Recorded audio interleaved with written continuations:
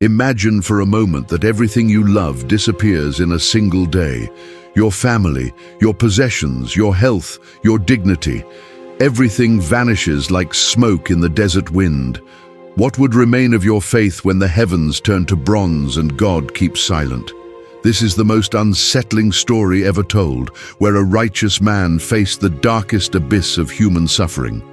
In the land of Uz, under the relentless sun of the east, there lived a man whose name resonated like a hymn of holiness among all the tribes. Job was his name, and there was no other like him in all the earth.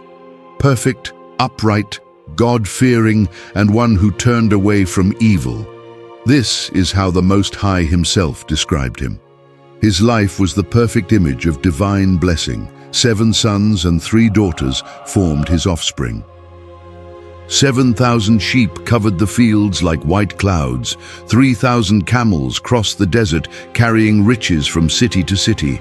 500 yoke of oxen plowed fields that produced abundant harvests. But Job's prosperity was not his greatest treasure. Every dawn, before the sun painted the mountains gold, he would rise to intercede for his children. He offered burnt offerings in case they had sinned in their hearts during the celebrations. This routine revealed something deeper than religiosity, a genuine communion with the Eternal One. Job didn't know that his name was being mentioned in the heavenly courts. He couldn't imagine that his integrity was about to be tested in a way that no human being had ever experienced before. The fiercest storm of his life was about to be unleashed, not to destroy him, but to reveal what his heart was made of. One day, something extraordinary happened in the heavens. The sons of God presented themselves before the throne of the Most High. Among them, like a sinister shadow, appeared Satan, the accuser, the adversary. His presence brought with it the smell of deceit and destruction. He had been prowling the earth like a roaring lion, seeking whom he could devour. The voice of the Almighty cut through the heavenly silence like thunder. "Where have you come from?" It was not a question born of ignorance, but an exposition of the restless nature of the enemy. Satan had been observing, calculating, planning. His response revealed his essence, from roaming throughout the earth, going back and forth on it. Then God spoke words that would change Job's destiny. "Have you considered my servant Job? There is no one on earth like him, a blameless and upright man who fears God and shuns evil."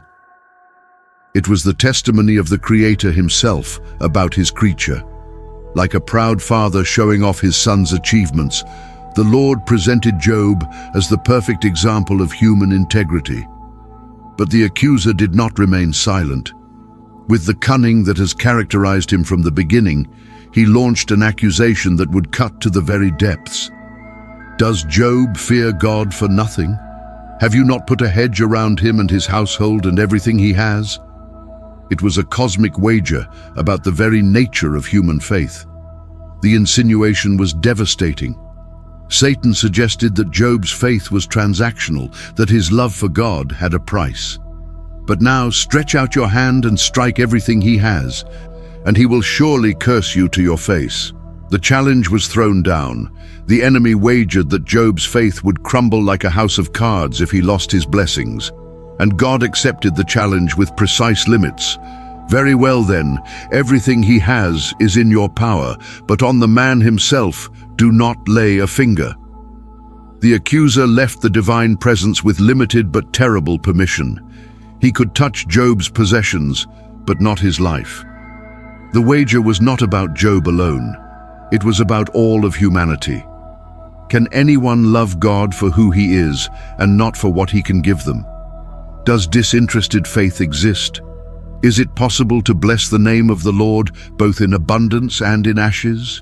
These questions resonated in the heavenly courts while the earth was about to witness a demonstration of faith that would transcend the centuries. It was a day like any other in Job's house. His children were celebrating according to their custom, enjoying the abundance that their father had worked to provide. Laughter filled the air, wine flowed freely. Job, faithful to his routine, was probably planning the sacrifices he would offer the next day. He had no idea that this would be the last day he would see his children alive. The first messenger came running, covered in dust and blood, his face disfigured by terror. The oxen were plowing and the donkeys were grazing nearby. The Sabaeans attacked and made off with them. They put the servants to the sword, and I am the only one who has escaped to tell you. The blow fell like lightning from a clear sky. 500 yoke of oxen and 500 donkeys had disappeared in minutes. The servants who were caring for them lay dead. Years of work evaporated like vapor, but this was only the beginning of a nightmare orchestrated from the shadows. The first messenger was still speaking when another appeared, staggering, with scorched clothing.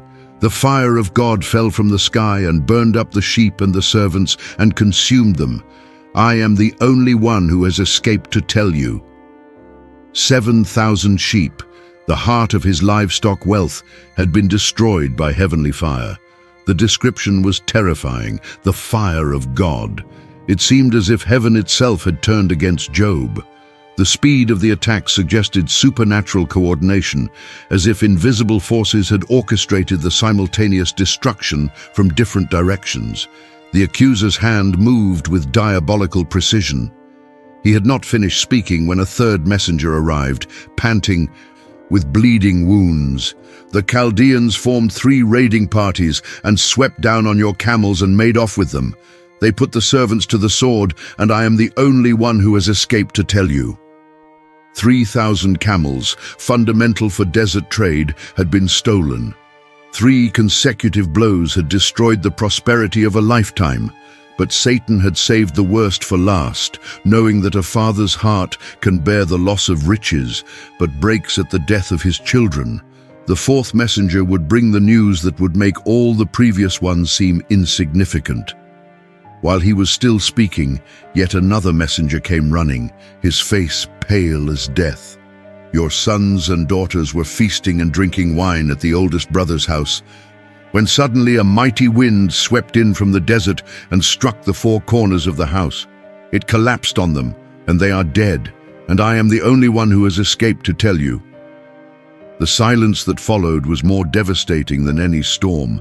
10 children, 10 lives, all his future, his legacy, his descendants, buried under the rubble in an instant. The supernatural wind, the impossible tempest, had fulfilled the accuser's final purpose. It was an emotional bombardment calculated to destroy any vestige of faith. Each messenger ended with the same words, I am the only one who has escaped to tell you, as if they had been preserved specifically to bring pain to Job. There was no time to recover from one tragedy before the next arrived. It was a strategy from hell. First the oxen, then the sheep, then the camels, finally the children. Job found himself transformed in minutes from prosperous patriarch to completely ruined man. The riches accumulated over decades had vanished. The children raised with love lay dead. The servants who depended on him had perished. Everything he had built, everything he loved, had turned to ash and dust. Then Job stood up. His movements were slow, deliberate, like those of a man walking in a dream. He tore his robe as a sign of the deepest mourning. He shaved his head according to the custom of the afflicted. And then he did something that left heaven and hell speechless. He fell to the ground and worshipped. In the moment of greatest loss of his life, when all human reasoning screamed that he should curse heaven, Job worshipped the God who had allowed all this to happen. His lips uttered words that would echo through the centuries as a cry of unshakable faith. Naked I came from my mother's womb, and naked I will depart. The Lord gave, and the Lord has taken away. The declaration cut like a double-edged sword. Job recognized that everything he had possessed was a gift from God, and that God had sovereign right to withdraw it. May the name of the Lord be praised. Not even in total loss could this man stop blessing the name of the Most High. The sacred text records a crucial statement. In all this, Job did not sin by charging God with wrongdoing. Despite the magnitude of the tragedy, despite the indescribable pain, Job did not sin against God with his lips or in his heart. The first round of the test had ended in victory for faith. Satan had failed utterly. Job had demonstrated that it was possible to love God unconditionally, that true faith did not depend on circumstances. He had blessed the name of the Lord both in abundance and in total loss. But the accuser, defeated but not surrendered, had another, more sinister plan. Another day, the sons of God presented themselves again before the heavenly throne. Among them, Satan returned with his tail between his legs, but not defeated. His first strategy had failed, but he had one more card to play. The battle was far from over. The voice of the Almighty broke the silence again. "Where have you come from?" The same question, but now with a different background. Satan had been observing Job, studying his reaction, looking for some crack in his spiritual armor. His response was identical. From roaming throughout the earth, going back and forth on it, God repeated his testimony about Job, but this time with a triumphant addition that must have burned the accuser's ears. "Have you considered my servant Job? There is no one on earth like him. He is blameless and upright, a man who fears God and shuns evil. And he still maintains his integrity, though you incited me against him to ruin him without any reason. He still maintains his integrity." Those words rang like victory bells in heaven. Despite having lost everything, Job remained blameless. The first test had demonstrated that his faith did not depend on his possessions. The accuser had been publicly humiliated in the heavenly courts, but Satan launched a second accusation, even more cynical than the first. Skin for skin, a man will give all he has for his own life. But now stretch out your hand and strike his flesh and bones, and he will surely curse you to your face. It was a proverb that meant people would sacrifice anything to save their own lives. The new wager was chilling. According to the enemy, Job had endured the loss of his goods because his own life had not been threatened. The survival instinct, the accuser argued, was stronger than any faith. If Job suffered in his own body, if he experienced constant physical pain, if his life hung by a thread, then surely he would curse God. God accepted the challenge again with the same unwavering limit. "Very well then, he is in your hands, but you must spare his life." The accuser could attack Job's body, could inflict any physical pain, but could not kill him. Job's life had to be preserved for the test to be complete. Satan went out from the presence of God and immediately afflicted Job with painful sores from the soles of his feet to the crown of his head. It was not a common disease, but a supernatural affliction designed to cause the greatest possible suffering without causing death. It was physical torture in its purest form. The disease covered his entire body without leaving a single spot, without sores. Painful ulcers erupted all over his skin. Unbearable itching tormented him day and night. Fever consumed his body. Nightmares assaulted his sleep. His breath became foul. His weight plummeted. His face became disfigured to the point of being unrecognizable. Job took a piece of broken pottery to scrape himself and sat down among the ashes. The image is heartbreaking beyond words. The man who had been the most respected in the East now sat in the city garbage dump. He used a piece of broken ceramic to scratch his open sores. The ashes where he sat were the place where garbage was burned and where the afflicted went to lament. He had become a spectacle, an object of horror to all who knew him. Those who had previously respected him now crossed to the other side of the road to avoid him. The children who had once greeted him with reverence now threw stones at him from a distance. He was the walking dead, a living testimony to human suffering. Then came the blow that no external enemy could have given. His own wife, seeing his desperate condition, broken by the pain of losing her 10 children and seeing her husband reduced to human wreckage, said to him, Are you still maintaining your integrity? Curse God and die. We cannot judge her harshly. She too had lost her 10 children. She too had seen her economic security disappear. Now she saw the strong man in whom she had trusted reduced to a skeleton covered with sores. Her advice had a desperate logic. If Job cursed God, God would kill him, ending his suffering. Job's response was firm but not cruel. You are talking like a foolish woman. Shall we accept good from God and not trouble? His argument was logical and profound. If we accept God's blessings when they come, shouldn't we also accept trials when they arrive? Again, the text emphasizes Job's victory. In all this, Job did not sin in what he said. He had passed the second test. His faith did not depend on his physical well-being. Neither the total loss of goods nor extreme physical pain could break his integrity. Satan had failed for the second time, but Job was human, and the weight of so much suffering was beginning to take effect. Although he did not curse God, he would soon begin to ask very difficult questions. The drama was far from over. The battle would now come not from the external accuser, but from his own soul, tortured by divine silence. The news of Job's tragedy spread like fire throughout the East. 3 of his closest friends, men of position and respect in their respective regions, decided to make a journey to console him.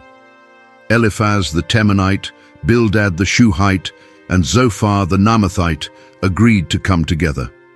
Their intentions were noble, their hearts were in the right place, but what they would do next would demonstrate a painful truth. Sometimes well-intentioned friends can cause more harm than declared enemies. Sometimes theology without compassion becomes the worst kind of violence against a suffering soul. Religion without mercy can be crueler than any persecution.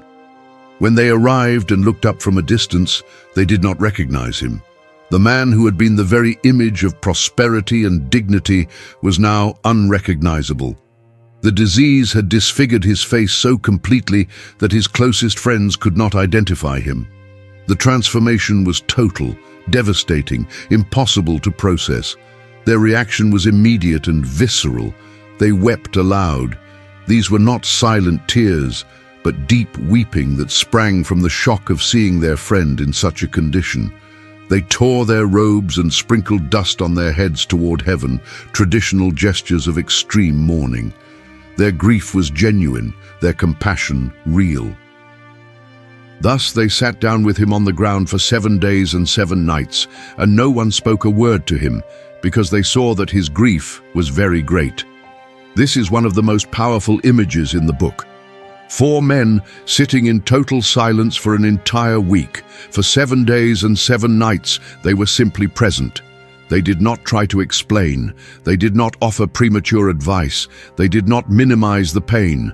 They recognized that there were situations where words are inadequate, where silent presence is the greatest gift that can be offered. This was paradoxically their moment of greatest wisdom. If the story had ended there, they would be remembered as the best comforters in history, but unfortunately, the silence was broken. After 7 days, Job opened his mouth, not to curse God as Satan expected, but to curse the day of his birth. In a torrent of painful poetry, he expressed his desire to have never existed. His words were the cry of a soul in total agony. May the day of my birth perish, and the night that said, a boy is conceived. Job did not directly question God, but he questioned the value of existence itself. He wished that the day of his birth would be erased from the calendar, that he had never been part of creation. He described death as a desired rest, a relief from the torture of living. Why is light given to those in misery and life to the bitter of soul? It was the question of a man who did not understand why life continued when everything worth living for had disappeared. Why did the sun keep rising? Why did the heart keep beating? Why did breath keep entering and leaving his lungs? It was then that Eliphaz, apparently the eldest and most respected of the group, decided that the silence had lasted long enough. His response would initiate a series of speeches that would reveal flawed theology and superficial understanding of suffering. Comfort was about to turn into accusation. If someone ventures a word with you, will you be impatient? But who can keep from speaking? Eliphaz began with an apology, acknowledging that his words might be troublesome. Unknowingly, he was prophesying exactly what would happen. His words would not only be troublesome, they would be like salt in open wounds. His argument was apparently logical, but fundamentally flawed. Who, being innocent, has ever perished? Where were the upright ever destroyed? As I have observed, those who plow evil and those who sow trouble reap it. Eliphaz was applying the theology of retribution. The good are blessed, the wicked suffer. Therefore, if Job was suffering, there must be some hidden sin. Bildad followed with a similar but more direct and cruel argument. If your children sinned against him, he gave them over to the penalty of their sin. With an insensitivity that cut like a knife, he suggested that Job's 10 children had died because they had sinned. The pain of this accusation must have been almost unbearable for a grieving father. Zophar was even more brutal in his judgment. Oh, how I wish that God would speak, that he would open his lips against you and disclose to you the secrets of wisdom. For true wisdom has 2 sides. Know this, God has even forgotten some of your sin. According to Zophar, Job wasn't even receiving all the punishment he deserved. These 3 men, with the best intentions, became what Job would call miserable comforters. They represented a theology that could not deal with the mystery of inexplicable suffering. For them, all pain had to have a direct moral explanation. Sin always led to suffering. Suffering always indicated sin. It was a simple, orderly equation, but completely false. Job responded with growing frustration.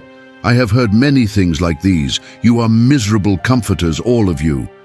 He accused them of twisting the truth, of being like torrents that fail when most needed. These men who had come to bring comfort had now become accusers more cruel than any enemy. Their theology had blinded them to compassion. The fundamental problem with Job's friends was that they were more interested in defending their theology than in understanding their friend. They had prefabricated answers to questions they had never personally experienced. Their error was not malicious, but it was devastating. Instead of sitting with Job in the mystery of his pain, they tried to resolve it with simplistic religious formulas. Instead of offering compassionate presence, they offered judgment disguised as wisdom. They accused an innocent man of imaginary sins to protect their orderly understanding of the universe. They could not accept that the righteous suffer, that pain does not always have a simple moral explanation, that God allows mysteries that defy our theological categories. The lesson is clear and painful. Sometimes the best comfort is compassionate silence, and theological explanations can be the worst kind of violence against a suffering soul. The first 7 days of silence were the true ministry of these men. Everything they said afterward only added weight to Job's burden. After enduring the incessant sermons of his friends, after being accused of sins he had not committed, after his pain was minimized and his integrity questioned, Job reached a breaking point. He could no longer maintain diplomatic composure. His soul cried out to be heard. His pain demanded expression. Oh, that my words were recorded, that they were written on a scroll, that they were inscribed with an iron tool on lead or engraved in rock forever. Job had a prophetic intuition that his words had eternal importance, that his experience was not just personal, but universal for all who suffer without explanation. Unknowingly, he was asking for exactly what God would do, preserve his words for all future generations. His cry of pain would become one of the most studied and comforting texts in all of human literature. Billions of people through the centuries would find in his words the echo of their own suffering. Job began to address God directly, no longer through mediators, no longer with the diplomatic courtesy he had used with his friends. It was time for brutal honesty, for the naked soul before its creator. If God was listening, he needed to hear the unfiltered truth from a broken heart. Why do you hide your face and consider me your enemy? This question penetrates to the heart of human suffering. Job felt abandoned by the very God he had faithfully served all his life. It was not just the physical pain that tormented him, but the divine silence. God seemed to have hidden himself, treating his faithful servant as if he were his enemy. The arrows of the Almighty are in me. My spirit drinks in their poison. God's terrors are marshaled against me. Job felt that God himself had taken him as a target. It was not natural forces or random circumstances attacking him, but the Almighty himself. This perception filled him with existential terror. If God was his enemy, who could help him? But then, in the midst of his deepest pain, Job proclaimed one of the most beautiful declarations of faith in the entire Bible. I know that my Redeemer lives, and that in the end he will stand on the earth. And after my skin has been destroyed, yet in my flesh I will see God. In the midst of total darkness, Job had a vision of the future.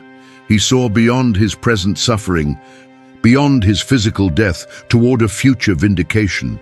He knew there was someone who would defend him, that his case was not eternally lost. This hope was not vague or general, but intensely personal.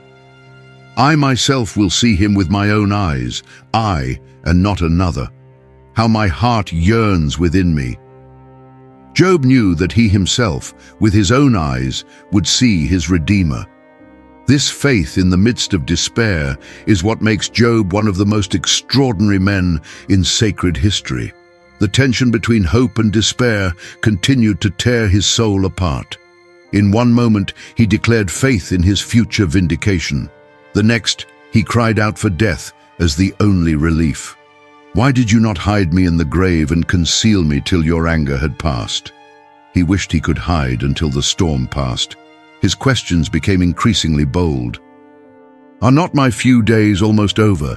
Turn away from me so I can have a moment's joy before I go to the place of no return, to the land of gloom and utter darkness. Job was asking God to leave him alone, to stop the attack, to at least give him a small respite before dying.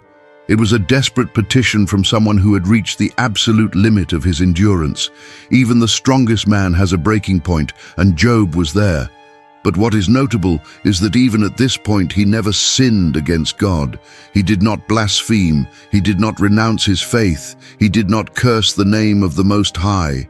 Job maintained his integrity without sacrificing his emotional honesty.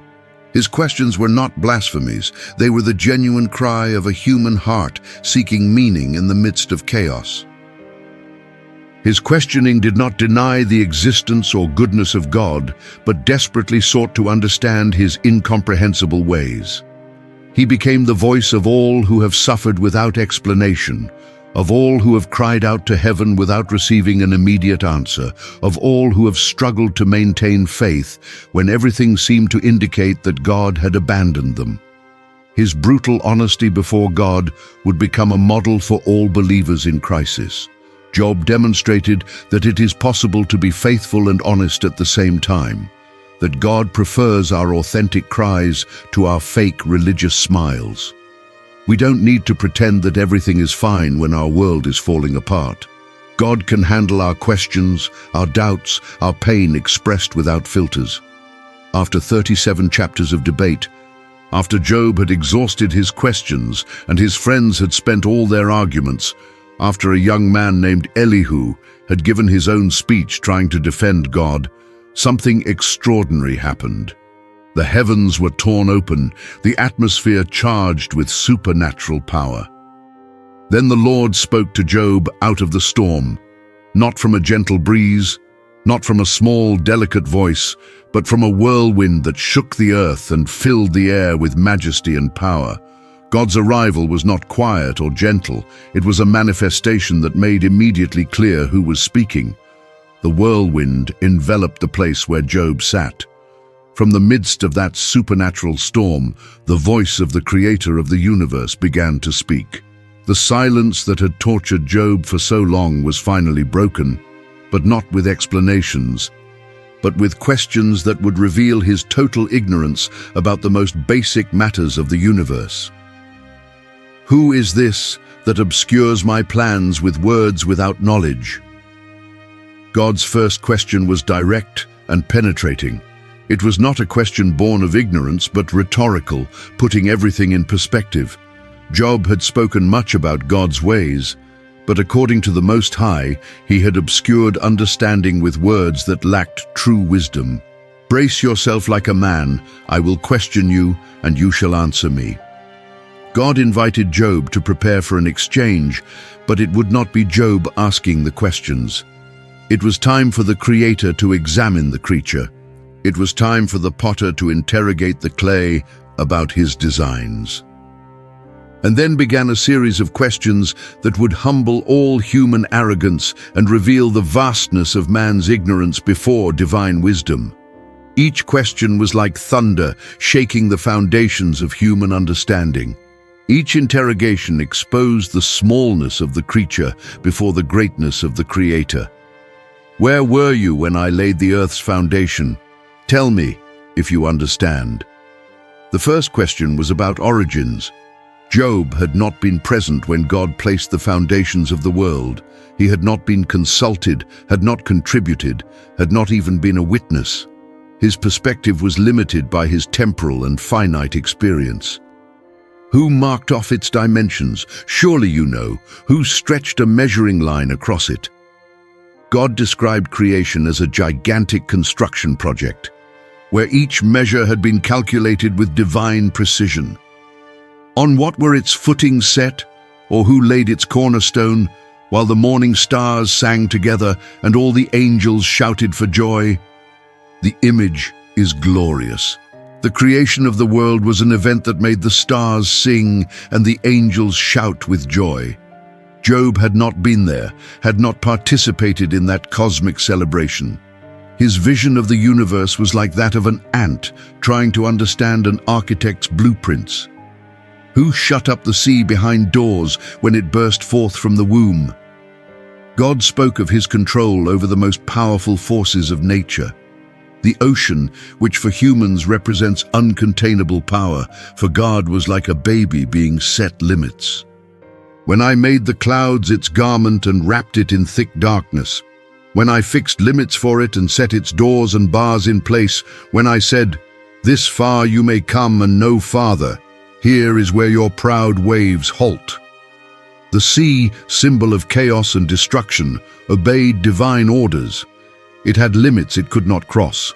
The same power that controlled the oceans was in charge of Job's life.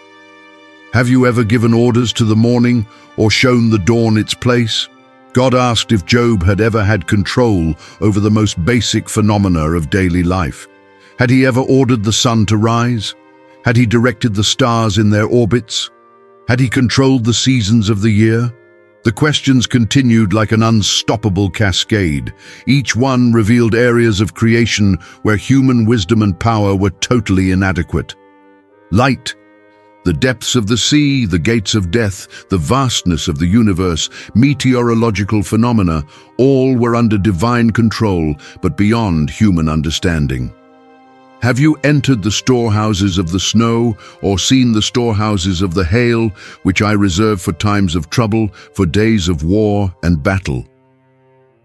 Even the phenomena that Job could observe, like snow and hail, had purposes and systems he did not understand. What is the way to the place where the lightning is dispersed, or the place where the east winds are scattered over the earth? The most fundamental forces of nature operated according to laws that Job had not established and could not control. Who cuts a channel for the torrents of rain and a path for the thunderstorm to water a land where no one lives, an uninhabited desert? God revealed that his care extended beyond human needs. He made it rain on deserts where there were no people, demonstrating that the universe did not revolve around human beings. There were divine purposes that completely transcended humanity's interests. The cosmos was larger, more complex, more mysterious than any human mind could comprehend. After humbling Job with questions about inanimate creation, God directed his attention to the animal kingdom, but he did not speak of common creatures. Instead, he presented two beasts so extraordinary, so powerful, so impossible to domesticate by human hands that they defied all understanding. They were symbols of divine creative power that was completely beyond human control. Look at Behemoth, which I made along with you and which feeds on grass like an ox. God presented the first creature with a surprising statement, which I made along with you. Behemoth was the work of the same hands that had formed Job, but was completely different in nature and purpose. It was a creature of colossal dimensions. What strength it has in its loins, what power in the muscles of its belly. Its tail sways like a cedar, the sinews of its thighs are close-knit. This was not a description of any known animal. A tail that swayed like a cedar suggested something of unimaginable size. Its bones are tubes of bronze, its limbs like rods of iron. Behemoth was not just large, but practically indestructible. Its bone structure was like metal, its limbs like forged iron bars. It ranks first among the works of God, yet its maker can approach it with his sword. This statement is crucial. Behemoth ranked first among the works of God, a masterpiece of divine creation. Only its creator could approach it with a sword. No human being had the power to tame or destroy this creature. It was a living testimony to creative power that is completely beyond human reach. Under the lotus plants it lies, hidden among the reeds in the marsh. The lotuses conceal it in their shadow. The poplars by the stream surround it. The creature was so large that entire mountains served as its pasture. A raging river does not alarm it. It is secure, though the Jordan should surge against its mouth. Then God presented a second, even more terrifying creature, Leviathan. Can you pull in Leviathan with a fishhook or tie down its tongue with a rope? Can you put a cord through its nose or pierce its jaw with a hook? Will it keep begging you for mercy? Will it speak to you with gentle words? Will it make an agreement with you for you to take it as your slave for life? The questions were sarcastic. Human fishing methods were ridiculously inadequate for this beast. Leviathan could not be domesticated like a common animal. It would not beg for mercy. It could not be trained to serve. Can you make a pet of it like a bird, or put it on a leash for the young women in your house? Will traders barter for it? Will they divide it up among the merchants? The idea of Leviathan as a pet or as merchandise was absurd. Can you fill its hide with harpoons or its head with fishing spears? If you lay a hand on it, you will remember the struggle and never do it again. The warning was clear. Anyone who tried to fight Leviathan would regret it forever if they survived to tell about it. Any hope of subduing it is false. The mere sight of it is overpowering. Just seeing Leviathan was enough to make a person faint from terror. No one is fierce enough to rouse it. Who then is able to stand against me? And here came the central point.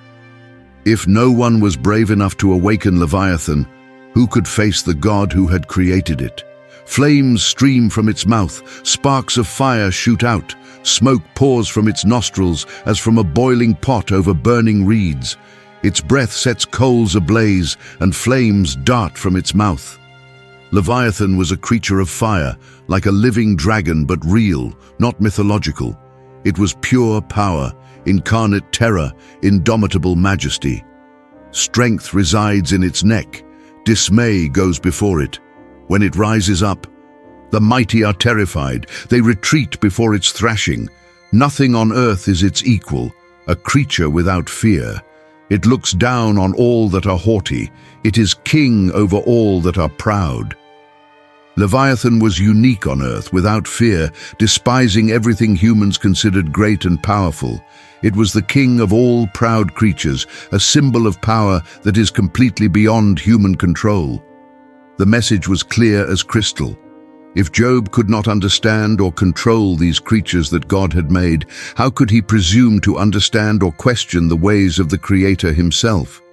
If the creatures were beyond his comprehension, how much more the Creator?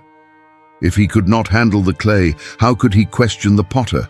After hearing the voice of the Almighty from the whirlwind, after being confronted with questions that revealed the vastness of his ignorance, after contemplating creatures whose power was completely beyond his understanding, Job found himself at a crucial moment of decision. Human pride melted like wax before the fire of the divine presence. It was not the time to defend his position. It was not the time to explain his suffering. It was not the opportunity to seek answers to his questions. It was the moment of total surrender before the God who had spoken from the storm. It was time for the clay to bow before the potter, for the creature to worship the Creator. Then Job replied to the Lord, "I know that you can do all things. No purpose of yours can be thwarted." Job's first words were a confession of divine omnipotence. He was no longer the man questioning God's ways, but someone who fully recognized the absolute power of the Most High without reservations or conditions. "Who is this that obscures my plans without knowledge?" Job quoted the exact words God had used to confront him. "Surely I spoke of things I did not understand, things too wonderful for me to know." He acknowledged that he had spoken of matters that were beyond his understanding, that he had obscured divine understanding with his human ignorance. The phrase, "things too wonderful for me," reveals a complete transformation in Job's perspective. What he had previously seen as incomprehensible and unjust, he now recognized as wonderful, though beyond his capacity to understand. Mystery was no longer a threat, but an invitation to worship. "You said, 'Listen now, and I will speak. I will question you, and you shall answer me.'" These words repeated the invitation God had made to him, but now Job spoke them with a completely different attitude. It was no longer the challenge of someone demanding answers, but the humble plea of someone who recognized his need to be taught by the only wise one. And then came the most striking statement in the entire book, the words that summarized Job's entire experience. "My ears had heard of you, but now my eyes have seen you." This simple sentence contains the key to the entire transformation. Throughout his life, he had known God second-hand, through traditions, teachings, others' experiences. He had faith in a God he knew by reference, but now, in the midst of the deepest suffering of his life, he had a direct encounter with the Almighty. His eyes had seen what he had only heard before. The difference between intellectual knowledge and personal experience had become dramatically and unforgettably clear. "Therefore, I despise myself and repent in dust and ashes." The word despise here does not mean that Job hated himself. In the Hebrew context, it meant that he despised himself in comparison to the divine glory he had beheld. His repentance was not for specific sins, but for the attitude of questioning God from his limited perspective. He repented of having spoken as if he were equal to God, as if he had the right to demand explanations from the Creator of the universe. The dust and ashes was not just an expression of humility, it was the recognition of his mortal nature before the eternal God. He saw himself as what he really was, a creature made from dust, dependent on divine breath. This moment of surrender was not a humiliating defeat, but a glorious liberation. Job had finally found what he had been seeking throughout his suffering. Not answers to his questions, but the presence of the God who was beyond all questions. The presence was enough, more than enough, abundantly enough. The irony is beautiful. Job had demanded an encounter with God to defend his case, to prove his innocence, to obtain justification. But when he finally saw God, he no longer needed to defend himself. The divine presence was all he needed. There was no explanation of why he suffered. There was no revelation of the cosmic wager between God and Satan. There were no elaborate theological answers. There was only the overwhelming presence of the Almighty, and that was infinitely more than enough. In this encounter, Job learned that true faith does not consist in understanding God's ways, but in trusting God's character. It is not about having all the answers, but about personally knowing the God who has all the answers. Job's transformation was complete. The man who had begun perfect in his external integrity was now perfect also in his internal humility. He had gone from knowing about God to knowing God himself. This surrender was not the end of his story, but the true beginning of a new life, deeper, richer. And it came to pass that after the Lord had spoken these words to Job, the Lord said to Eliphaz the Temanite, "I am angry with you and your two friends, because you have not spoken the truth about me, as my servant Job has." God's first act after the encounter with Job was to address the three friends. His verdict was surprising and revealing. He was angry with them, not with Job. Throughout the entire debate, these men had believed they were defending God. They had argued for his justice. They had explained his ways. They had tried to justify his actions. But according to God himself, they had not spoken correctly about him. In contrast, Job, who had questioned and cried out, had spoken what was right. "So now take 7 bulls and 7 rams, and go to my servant Job, and sacrifice a burnt offering for yourselves. My servant Job will pray for you, and I will accept his prayer and not deal with you according to your folly. You have not spoken the truth about me, as my servant Job has." God ordered a specific sacrifice and designated Job as intercessor. The man who had been accused by his friends now became their priest. The one who had been judged now had the privilege of praying for his judges. The irony was perfect. The men who had come to intercede for Job now needed Job to intercede for them. The comforters needed comfort. The teachers needed forgiveness. The judges needed mercy. So Eliphaz the Temanite, Bildad the Shuhite, and Zophar the Naamathite did what the Lord told them, and the Lord accepted Job's prayer. The three friends obeyed humbly. They did not argue. They did not protest. They did not try to justify their words. They recognized their error and sought the intercession of the one they had wounded with their insensitive speeches. After Job had prayed for his friends, the Lord restored his fortunes and gave him twice as much as he had before. Job's restoration began at the exact moment when he prayed for his friends. Not when he humbled himself before God, not when he confessed his ignorance, but when he interceded for those who had deeply hurt him. This is a profound lesson about the nature of forgiveness and restoration. Sometimes our own healing is connected to our capacity to pray for those who have wounded us. Forgiveness liberates the forgiver as much as the forgiven. Intercession for our offenders opens doors that nothing else can open. All his brothers and sisters and everyone who had known him before came and ate with him in his house. They comforted and consoled him over all the trouble the Lord had brought on him, and each one gave him a piece of silver and a gold ring. Job's restoration was not only material, but also social. The people who had probably avoided him during his illness now returned to his life. They brought gifts, but more importantly, they brought their presence and their comfort. The community that had dispersed in the time of testing now gathered in the time of restoration. The Lord blessed the latter part of Job's life more than the former part. He had 14,000 sheep, 6,000 camels, 1,000 yoke of oxen, and 1,000 donkeys. The material blessing was exactly double what he had before. Where before he had 7,000 sheep, now he had 14,000. His 3,000 camels became 6,000. Everything was restored in double abundance. And he also had 7 sons and 3 daughters. The children were restored in the same number, not in double quantity.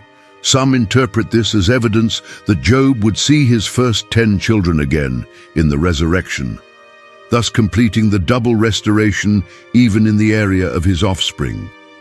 The first 10 were not lost. They were only waiting. The first daughter he named Jemima, the second Keziah, and the third Keren-Happuch. The daughters' names are significant. Jemima means dove, a symbol of peace. Keziah means cinnamon, suggesting sweetness and value.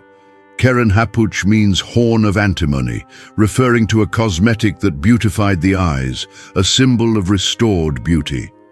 Nowhere in all the land were there found women as beautiful as Job's daughters, and their father granted them an inheritance along with their brothers. This note about the beauty of his daughters and the fact that they received an inheritance, something unusual in that culture, suggests that Job's restoration brought with it a new perspective on human value and dignity. After this, Job lived 140 years. He saw his children and their children to the 4th generation. Job lived double the 70 years that were considered a complete life in those times. He had the privilege of seeing 4 generations of descendants, an extraordinary blessing in any age, a testimony to divine faithfulness. And so Job died, an old man and full of years. The final description is perfect in its simplicity. Job died old and full of years, a Hebrew expression indicating a complete and satisfying life. He did not die bitter from his suffering. He did not die resentful toward God, but full, complete, satisfied. The man who had lost everything now had everything again and much more. But the lessons of the book of Job transcend his personal story.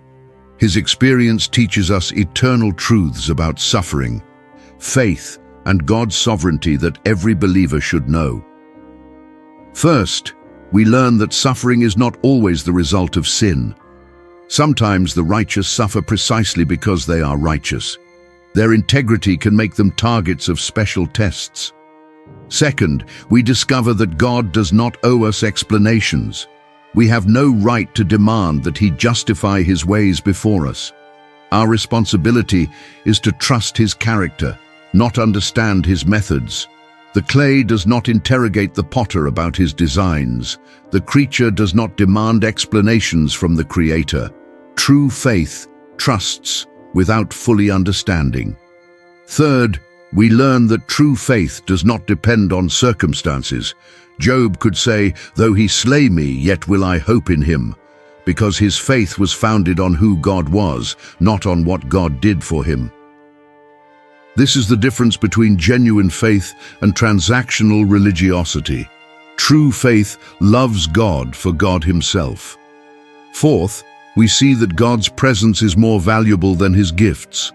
Job found complete satisfaction, not in the restoration of his goods, but in the personal encounter with his Creator. "My eyes have seen you" was more precious than 14,000 sheep. Relationship surpassed possessions. Communion transcended prosperity. Fifth, we learn that our knowledge of God can be tremendously superficial until we go through deep trials. Sometimes God allows suffering to take us from knowing about Him to knowing Him personally. The fire of suffering burns away superficial religiosity and reveals genuine faith. Pain can be the most direct path to the divine presence. Job's story does not answer all our questions about suffering, but it gives us something infinitely better. It shows us how to suffer with faith, how to maintain integrity in crisis, how to find God in the darkest places of human experience. His cry, "I know that my Redeemer lives," resonates through the centuries as a declaration of unshakable hope. And his final confession, "My eyes have seen you," reminds us that the ultimate goal of every trial is not explanation, but the revelation of the God who is beyond all explanation. We don't seek answers, we seek the God who is the answer. We don't demand understanding, we seek the God who understands all things perfectly. The secret of Job that every believer should know is not a magic formula to avoid suffering. It is not a technique to manipulate God.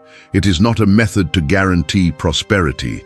The secret is this: in the midst of the deepest pain, When everything has been lost, when God seems to be silent, when friends become accusers, when the night is darkest, there, precisely there, God reveals himself.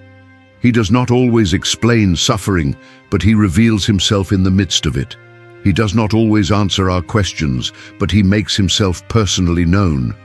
And his presence, his voice from the whirlwind, his glory revealed in the midst of the ashes, is more than enough. It is everything. It is all we need. It is the treasure that makes all losses seem insignificant. Job teaches us that when heaven falls silent, it is because God wants to be heard in the silence. When God allows everything to fall apart, it is because he wants to build something new and deeper. When he takes us to the desert, it is because there, far from distractions, we can finally see him clearly. Suffering is not the end. It is the path toward an encounter that will transform everything.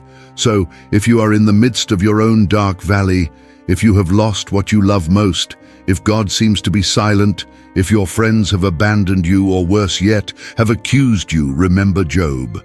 Remember that the most righteous man of his generation went through the fire of the most intense suffering. Remember that he maintained his integrity without understanding.